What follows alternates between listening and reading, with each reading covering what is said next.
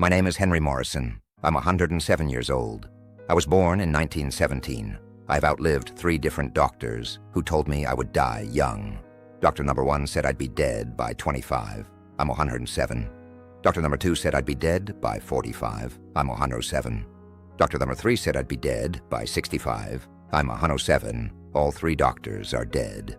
I'm still here. And I'm going to tell you something that will shatter your faith in medical predictions. Most of what doctors tell you about death is guesswork disguised as science. They don't know when you'll die. They don't know how you'll die. They don't even know why some people live and others don't. But they pretend they do. And their lies are killing people who could have lived decades longer. Yesterday, my great-nephew James visited me. He's 42 years old, recently diagnosed with diabetes. "Uncle Henry," he said, "the doctor told me this will shorten my life significantly, maybe by 50 and 20 years. I looked at this young man accepting a death sentence from someone who knows nothing about his future.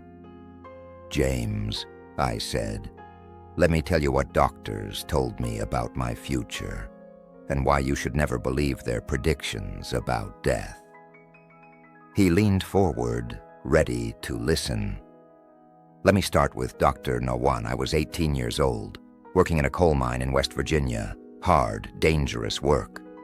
I started having chest pains, shortness of breath, fatigue that wouldn't go away. My mother took me to Dr. William Patterson, the only doctor in our small town. He examined me with his stethoscope, looked serious, shook his head. "Son, you have a weak heart, probably born with it. The mine work is making it worse." "How much time do I have, Doc?" "If you keep working in the mines, maybe 2 years. If you take it easy, maybe 7. Either way, you won't see 25. A doctor telling an 18-year-old he'd be dead by 25. I was devastated. My family was devastated. But we believed him completely. Why wouldn't we? He was the doctor, the expert, the authority. I quit the mines immediately, spent the next 6 years taking it easy, avoiding physical exertion, living like an invalid, waiting to die. I was 24, still alive but expecting death any day. World War II started.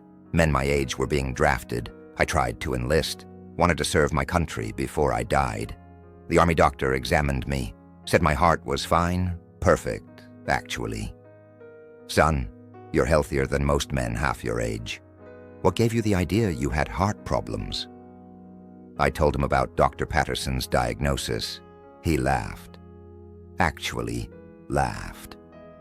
"That old quack probably heard a heart murmur. Lots of people have them, completely harmless most of the time. But he said I'd die before 25. Well, you're 24 and stronger than an ox. I'd say his prediction was wrong." Dr. Patterson died in 1943, heart attack, age 52. I was 26. Still alive, healthier than ever.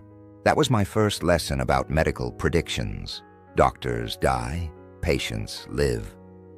But I didn't learn the deeper lesson yet. I served in World War II, Pacific Theater, saw combat, survived things that should have killed me if I really had a weak heart. Came home in 1945, got married, started a family, worked construction, physical labor that Dr. Patterson said would kill me by 20. I was 45 years old. Routine checkup with my new doctor, Dr. Robert Chen. He noticed something on my chest, X-ray. A shadow. Ordered more tests. Came back with results. "Henry, I'm afraid it's lung cancer. Advanced stage. The mining work when you were young probably caused it." "How long do I have?" 6 months to a year. Maybe 18 months if we're aggressive with treatment. Doctor number 2 giving me a death sentence at 45. "But doctor, I only worked in the mines for 2 years when I was 18. "Doesn't matter. Coal dust stays in your lungs forever. This is what kills most miners eventually. Another doctor telling me I'd be dead soon. But this time, something was different. I'd already outlived one death prediction by 20 years. I was more skeptical, more questioning. "What if you're wrong?" I asked. "Mr. Morrison, I've been practicing medicine for 25 years. I know lung cancer when I see it. But what if that shadow isn't cancer?" "Mr. Morrison, I understand denial is part of the process, but we need to focus on treatment, not false hope." False hope. He called my questions false hope. But I decided to get a second opinion. Dr. Margaret Foster at the city hospital reviewed my x-rays. "Mr. Morrison, you have pneumonia, probably had it for weeks. That's your shadow." But Dr. Chen said it was lung cancer. Dr. Chen sees cancer in every shadow. He's been wrong before. 2 weeks of antibiotics. The shadow disappeared. No cancer, no death sentence, just a treatable infection. Dr. Chen refused to admit his mistake. "Mr. Morrison, you got lucky this time. But with your mining history, cancer is inevitable. I give you maybe 5 more years." Dr. Chen died in 1967, car accident, age 48. I was 50, still alive, lungs clear. That was my second lesson about medical predictions. Doctors guess, then they defend their guesses. But I still hadn't learned the biggest lesson. I was 65 years old, retirement age, went for a routine physical, new doctor, Dr. Sarah Williams. Young, fresh out of medical school, full of confidence and computer printouts. She ran blood tests, lots of them, called me back for results.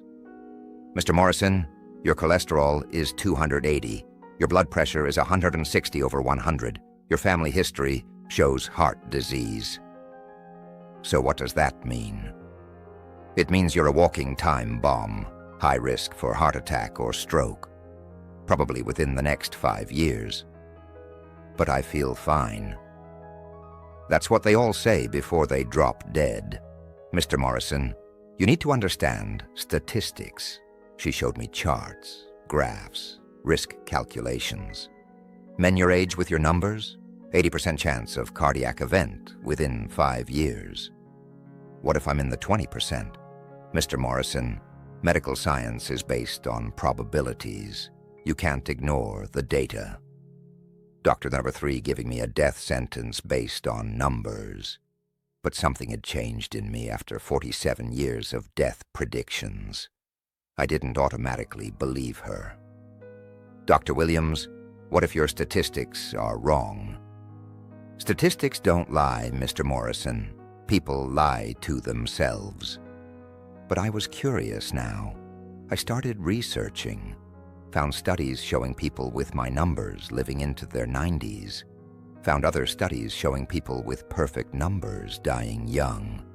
Found out that medical statistics are often based on small samples, short time periods, and incomplete data. Found out that individual results vary wildly from statistical predictions. Most importantly, I found out something shocking. Most medical predictions are wrong. Studies show doctors are wrong about prognosis 40–50% of the time. When they predict death, they're wrong about timing 60–70% of the time. When they predict survival, they're wrong about duration 68% of the time. Medical predictions are barely better than coin flips. Dr. Williams retired early, burned out at 45, couldn't handle the stress. I was 70, cholesterol still high, blood pressure still elevated, still alive. That was my third lesson about medical predictions. Statistics don't predict individuals. I was 83 years old. All 3 doctors who predicted my early death were gone. I started wondering, why are medical predictions so wrong? I spent years researching this question. What I found shocked me. Medical education teaches doctors to predict death, not to understand life. They learn about diseases and not about health. They study sickness, not about healing.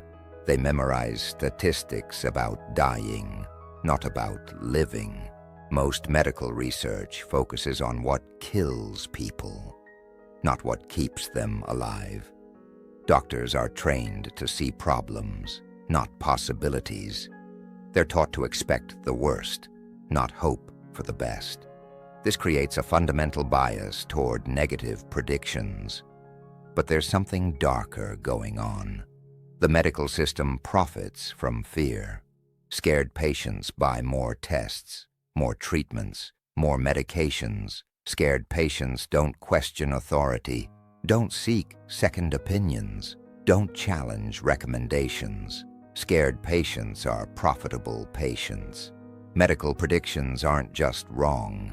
They're weaponized, used to sell treatments you might not need, used to justify procedures that might not help, used to control patients through fear. I was 93 years old, outliving medical predictions for 75 years. My nephew's son called me. David. He'd been diagnosed with prostate cancer. Uncle Henry, the doctors say I need surgery immediately. If I don't, I'll be dead within 2 years. David was 58, scared, ready to agree to anything. David, what kind of prostate cancer?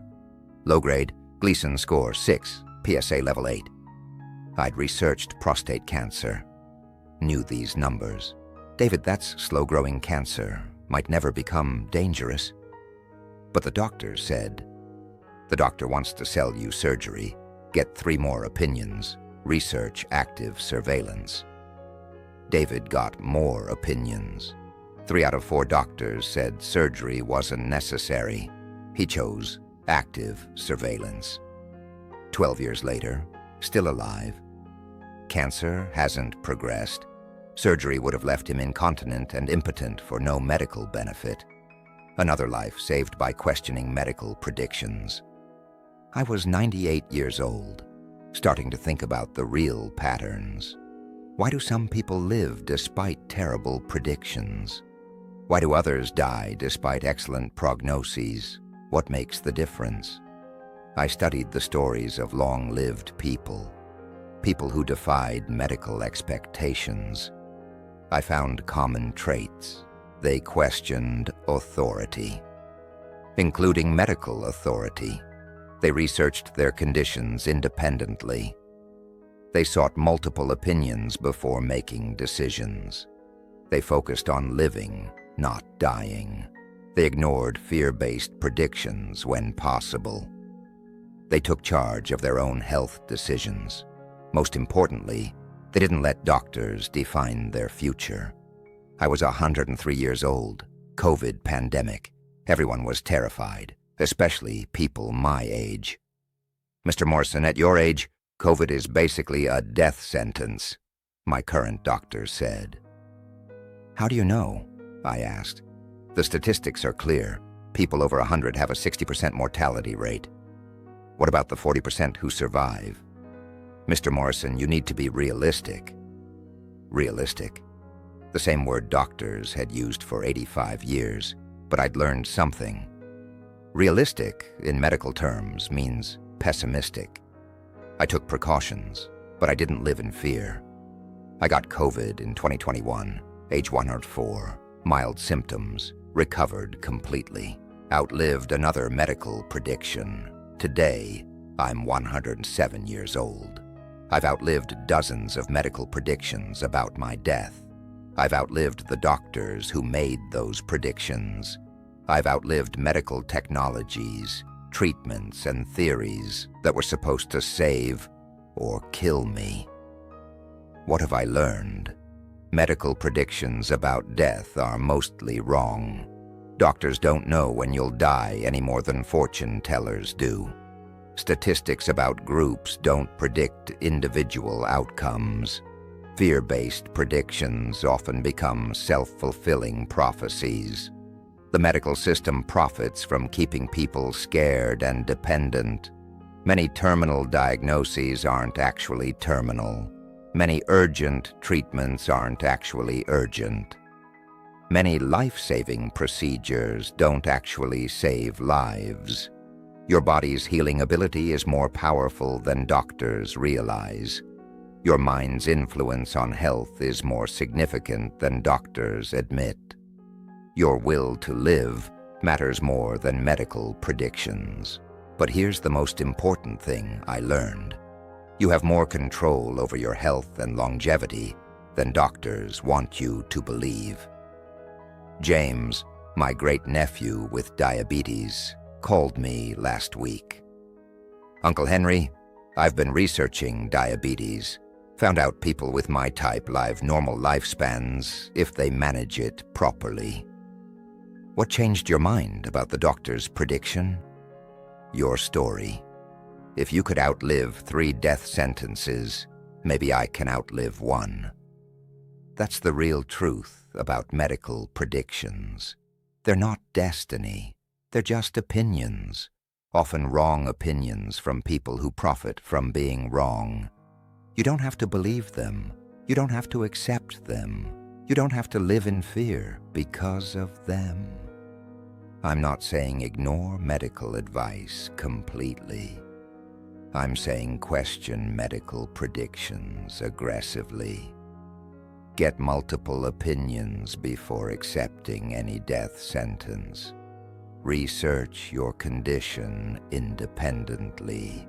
Focus on what you can control, not what doctors say you can't.